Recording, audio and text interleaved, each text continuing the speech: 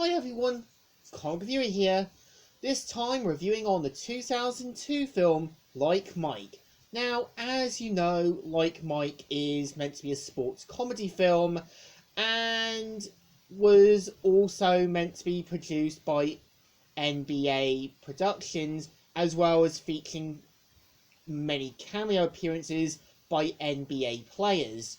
Now, the premise of the film is meant to follow Calvin, who mainly lives in an orphanage with his two best friends, which we've got Murph, who's kind of the nerdy but kind of like good friend character and meant to have played in the Stuart Little films.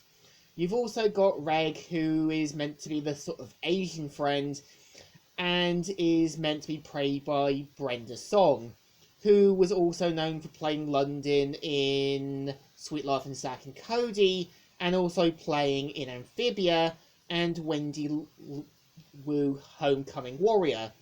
So we kind of see how Calvin wants to be adopted. He wants to sort of be taken in by an adopted family. And we kind of see how Calvin basically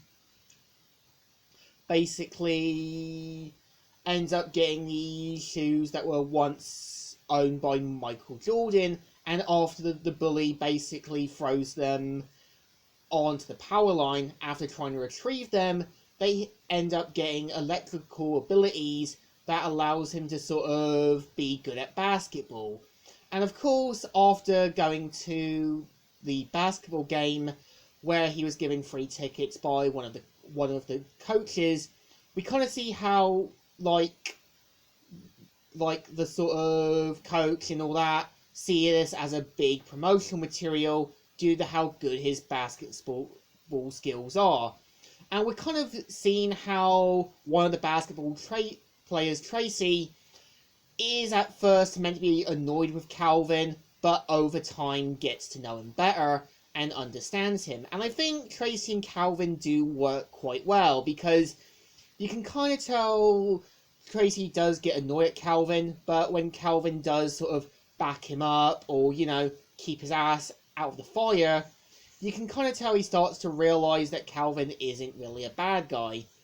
And also when you kind of got the owner of the orphanage, Stan Bittleman, who's played by Crispin Clover, who was also known for playing young George McFly in Back to the Future. I feel his character is that he's supposed to be seeing Calvin as this kind of golden opportunity to get more money. He's willing to do things that he's not going to come back from. And I feel his character feels underdeveloped. We really don't see how more willing he's willing to sink. I feel when you kind of got, say, Miss Hannigan in the film Annie, there were lines she crossed, but realised her mistakes. And I would say the movie definitely does a good job, because we kind of see how Calvin is brought into the world by the fictional Los Angeles Knights, and being amazed by the potential that he's finally gone the distance.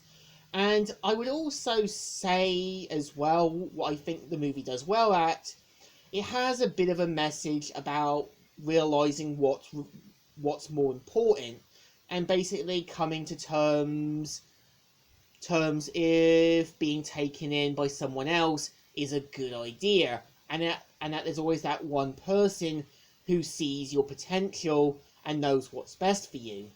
So I also do feel when they do try to redeem the villain, the sort of bully character Ox, it feels way enforced. Like, we don't see Ox having any doubts about what he's doing is right.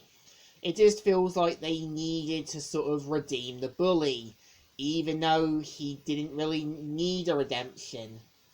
And I would also say what I do like about the film is that we do kind of see a lot of NBA players and reporters. Like, with the NBA reporters, you've got Tom Talbot, Hannah Storm, and El Mehmed Hashad, and NBA players like Vince Carter or Michael Infly. So you can kind of tell they really did wanted to bring their A game in this. They really wanted to sort of try to show people we care what the fans want. And I think to me, Like Mike's enjoyable and definitely an okay sports film. So I think it definitely deserves a thumbs up. Still good and still alright. So, Comic Reviewer here, signing out.